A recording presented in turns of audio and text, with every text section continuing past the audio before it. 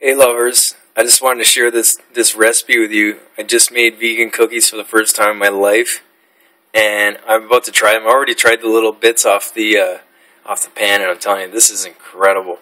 And I'm gonna have so many good recipes for you for vegan cookies. I might even start a business. This is ridiculous.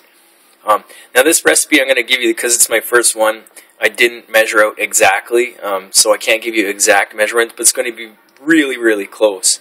And you really can't mess this up, I don't think.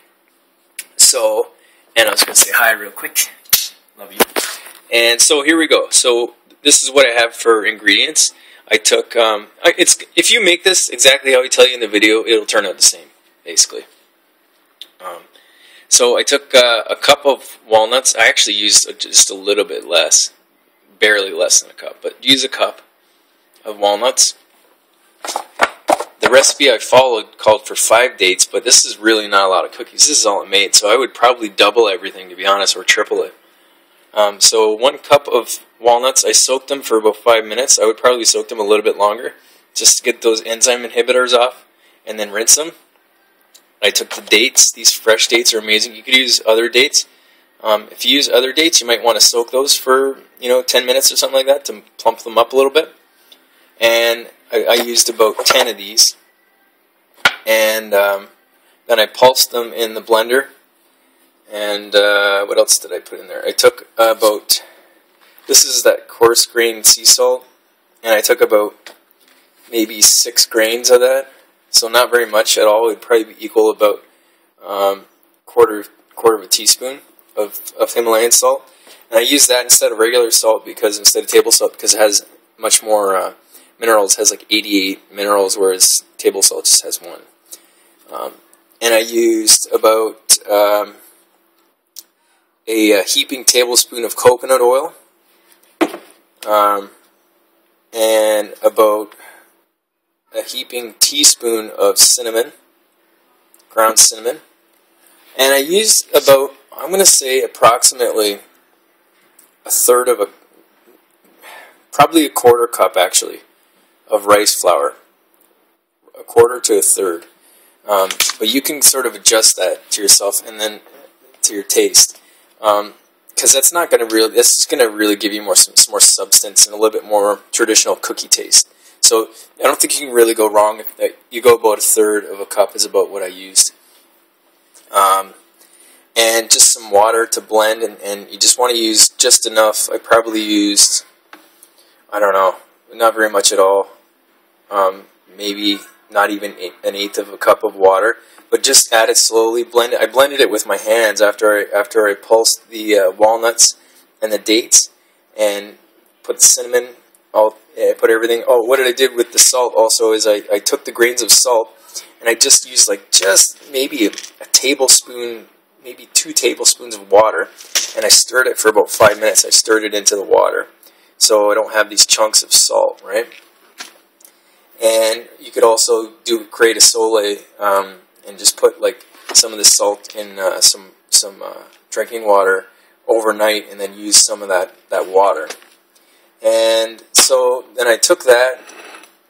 I just used tin foil, but in the future I'm going to use parchment paper because it doesn't stick. And because I use tin foil, which it will stick if you use that, I just took a little bit of grapeseed oil and rubbed it on the pan. And I use grapeseed oil for that because you don't want to use olive oil, because grapeseed oil has a high smoke point. You could have used coconut oil also. And so now I'm going to try them.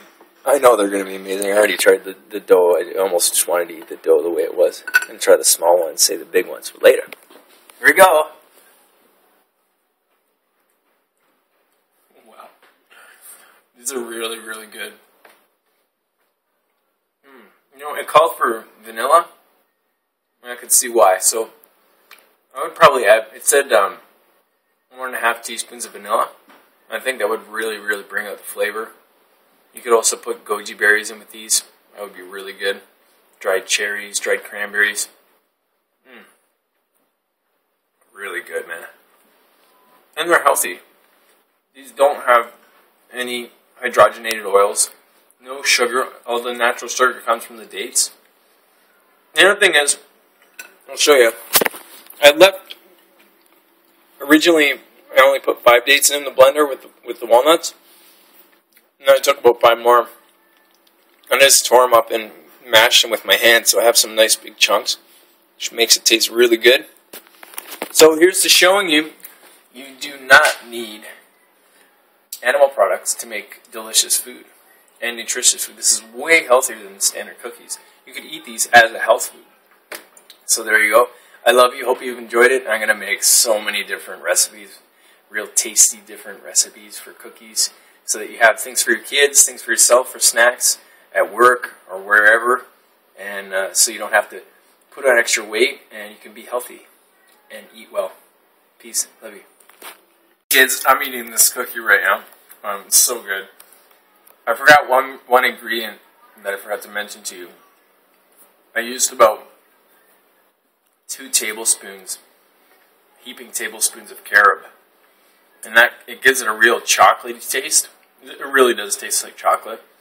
But it doesn't have the caffeine, it doesn't have the theobromine, which is excitotoxin to the brain. The caffeine's an excitotoxin to the brain.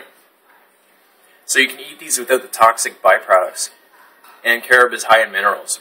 Really, really great health food. So, and it does have that chocolatey taste. So there you go. Just want to let you know that last ingredient, and enjoy it. Peace. Bye.